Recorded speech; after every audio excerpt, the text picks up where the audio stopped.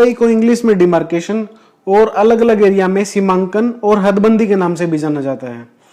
निशानदेही revenue officers करते हैं जो कम से कम कानूनगो तो हो। और फ्रेंड्स, कोई भी ओनर अपनी जमीन पर काबिज होता है तो उस जमीन की एक लोकेशन होती है और एक फिक्स एरिया होता है। तो अगर इन दोनों में से किसी एक भी चीज का डाउट हो तो हम जमीन की डिमार्केशन करा लेते हैं, निशानदेही करा लेते हैं, ताकि हमें उस जमीन का फिक्स एरिया और उस एरिया की लोकेशन हमें पता चल जाए। तो फ्रेंड्स, डिमार्केशन जरूरी क्यों होती है? डिमार्केशन बहुत सारे झगड़ों से हमें बचाती है। पहला, जब कोई जमीन खरीदता है और उसके ऊपर मकान बनाता है तो अगर वो निशानदेही करवा लेता है और अपने ही एरिया के ऊपर कंस्ट्रक्ट करता है या कब्जा कर लेता है तो कल को कोई पड़ोसी मालिक ये नहीं कह सकता कि आपने एरिया से ज्यादा जमीन पर कब्जा किया हुआ है, या फिर अपने एरिया से ज्यादा आपने कंस्ट्रक्ट किया हुआ है, या फिर आपने मेरी जमीन पर कंस्ट्रक्ट किया हुआ है।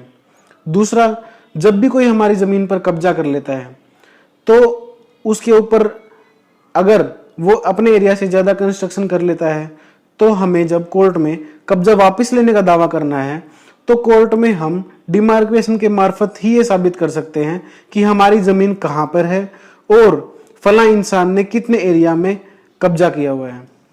तो फ्रेंड्स, डिमार्केशन के लिए अब हमें अप्लाई कहां करना होगा? डिमार्केशन के लिए हमें तहसीलदार के पास एप्लीकेशन लगानी होती है और जो फीस मुकर्रर की जाती है उसे बैंक में चालान के मार्फत जमा कराना होता है। इस तरीके से तहसीलदार ऑर्डर करता है किसी कानूनगो को डिमार्केशन के लिए, तो वो पटवारी के साथ जमीन की डिमार्केशन करता है। डिमार्केशन से पहले कानूनगो संबंधित लोगों को नोटिस देता है और निशानदेही के समय हाजिर लोगों की लिस्ट तैयार करता है और उनके दस्तखत भी कराता है। अगर कोई दस्तखत करने से मना करता है किसी डिस्प्यूट के कारण तो डिमार्केशन करते हुए कानूनगो उस लिस्ट में लिख सकता है कि भाई फला इंसान ने डिमार्केशन करने के टाइम पे साइन करने से मना कर दिया, ताकि उसकी हाजिरी वहां पे मार्क हो जाए।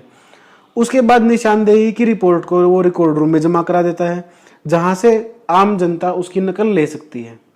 निशानदेही करते समय कानूनगो पक्के पॉइंट्स यानी कि सर्वेरी स्टोन से पैमाइश शुरू करता है ताकि रिपोर्ट एक्यूरेट हो, और आजकल डिजिटल मशीन से भी पैमाइश की जाती है। अब हम डिस्कस करते हैं कोर्ट के ऑर्डर से निशानदेही कैसे होती है।